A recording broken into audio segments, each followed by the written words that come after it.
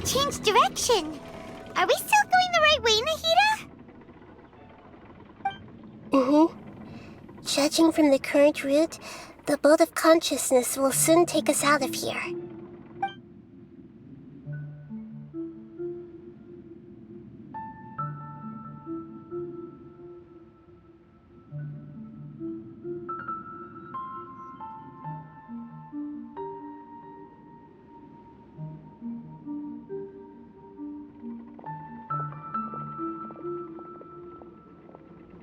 We'll be arriving at our destination soon. How are you feeling? Are your minds still intact? Huh? But everything's been completely normal for Paimon.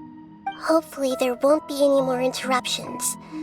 This time, we should be able to meet Greater Lord Rukkhadevata. Are you saying you've never met Greater Lord Rukkhadevata before? No. It seems that my birth and her death took place at the same time. Otherwise, I think she would have given me a little more guidance, and I could have done a better job.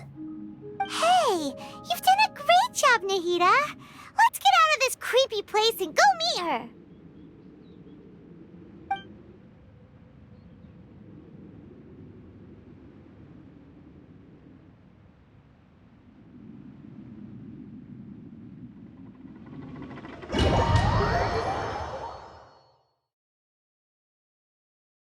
So, is this the place you were talking about? The base of Irminsul?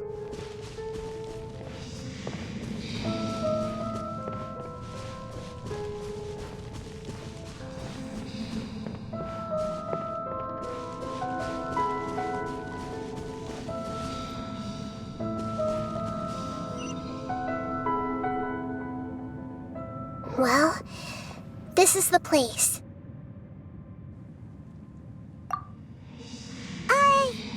We're here to find Greater Lord Rukkhadevata, right?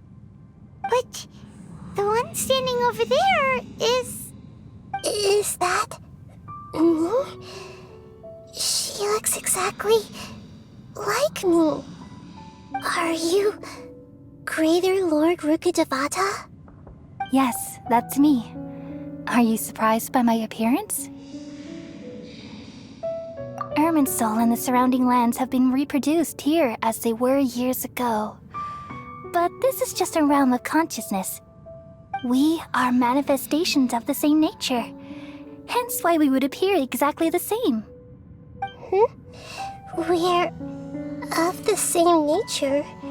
Why? Because you are me, and I am you. You are me in the new samsara. The new samsara? As Greater Lord Rukkhadevata, I'm the avatar of Irminsul, and you are the purest branch snapped from Irminsul. Imagine it this way.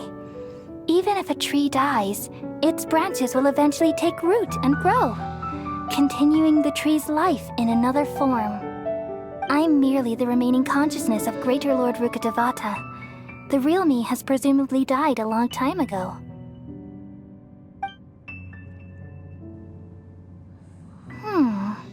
Judging from your appearance, I've probably been dead for 500 years. But you're finally here. My new self in the samsara. If this is true, then am I going to be a great archon like you someday? Though we share the same nature, our fates are bound to be different. All things have their own fate. When a branch grows into a mature tree, it won't be the same as the original tree. That's why fate is the ultimate knowledge, isn't it? That's a great insight. Yes, very good. It's also precisely why you won't become like me.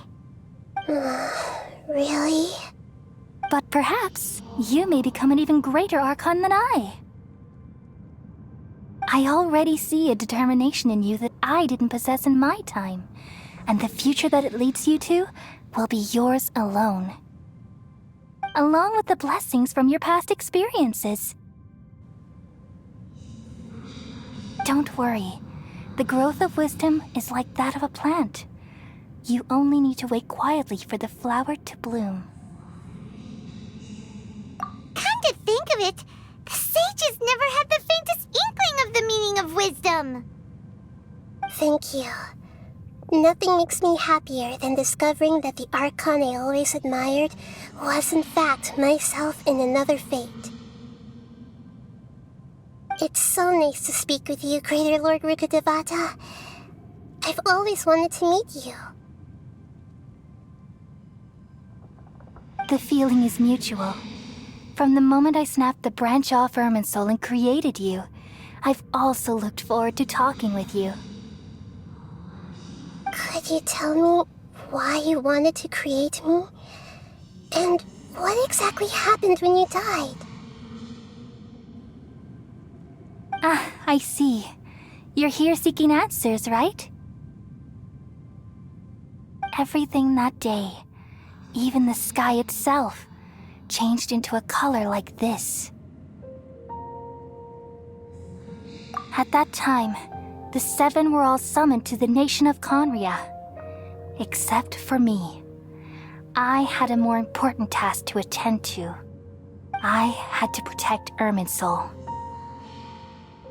The disaster occurred together with the pollution of forbidden knowledge. At that very moment, with my consciousness connected to Irminsul, I sensed something was wrong. The pain started to torment my mind. By the time I reached Irminsul, it was already displaying signs of corruption. Had I not repelled the pollution of forbidden knowledge with King Deshret thousands of years ago, I might have felt even more hopeless and lost. So what exactly is forbidden knowledge? It's a kind of knowledge that doesn't belong to this world, and a form of truth that can't be understood. It came from the very bottom of the abyss. Even I could never understand it. The world is constantly rejecting it, leading to all kinds of bad phenomena. If we allow forbidden knowledge to pollute Irminsul, I'm afraid the entirety of Teyvat could fall apart. So, there's knowledge that even the God of wisdom can't understand? At that time, I knew I couldn't repel the forbidden knowledge with my strength alone. Which is why I created a device that compiled human wisdom and named it the Akasha. It's truly the world's most amazing invention. Thank you. For a long time, I thought dreams were the fruit of human wisdom. Though it was selfish to do so, I borrowed people's dreams using the Akasha. Then I compiled their wisdom and all of my own power. Well, did it work? Thanks to the wisdom of the people of Sumeru, almost all the forbidden knowledge was cleared from Irminsul. But things didn't go as smoothly as I thought. I had a terrible headache, which gave me an uneasy feeling. And then I remembered that my consciousness was also connected with Irminsul. It brought me knowledge and wisdom, but vile corruption as well. From the very beginning, my existence had been polluted by the forbidden knowledge. Oh no, how could that happen? I've experienced that pain in your consciousness. It must have been a horrible experience. Yes, but my feelings weren't important. The important thing was that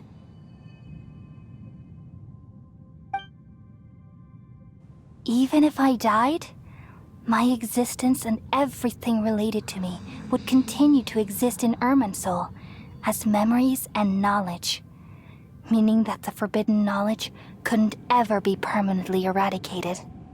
And there's no way for me to eliminate myself. It would be a sort of paradox. So, I took the purest branch of Irminsul as my incarnation in the next samsara and left a trail of clues, all in hopes that you would come here and remove me and my pollution from Irminsul forever. Wait, no, I can't. So you realize what that implies. You are very smart indeed. Irminsul has all the knowledge and memories of this world. And as you've realized just now, removing me from Irminsul means I essentially will never have existed in this world. But this is the only way to save Irminsul. People love you so much, and they've missed you so much over the past 500 years. I am exactly the same.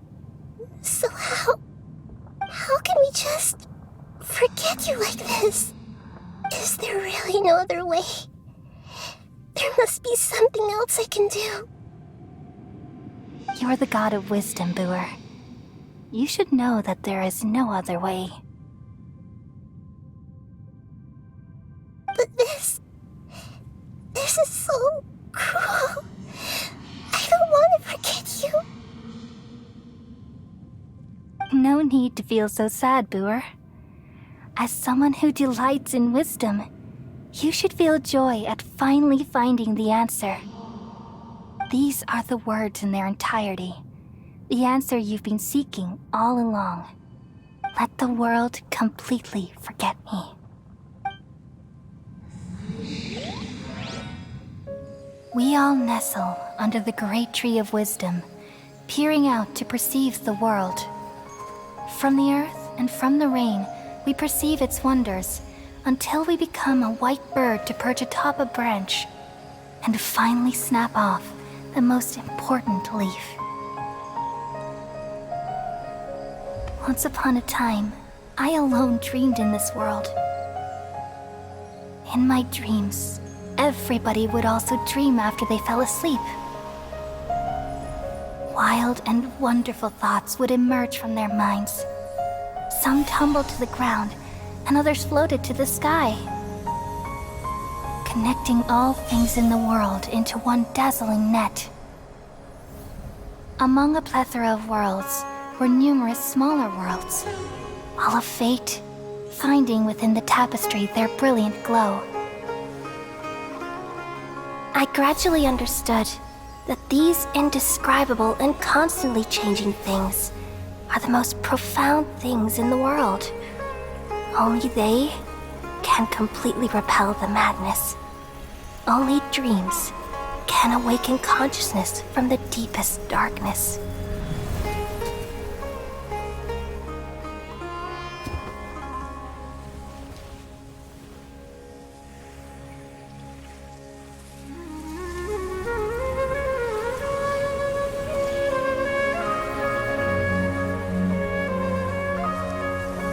I'm the one who posed this question, yet also the one who sought a solution. Saving the world with the dreams of the people used to be my answer. And now, you've also found your own answer, and I shall return all the dreams to the people.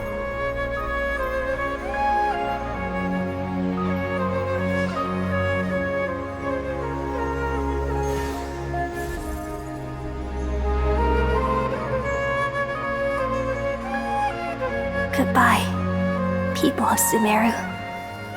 May you be blessed tonight with the sweetest of dreams.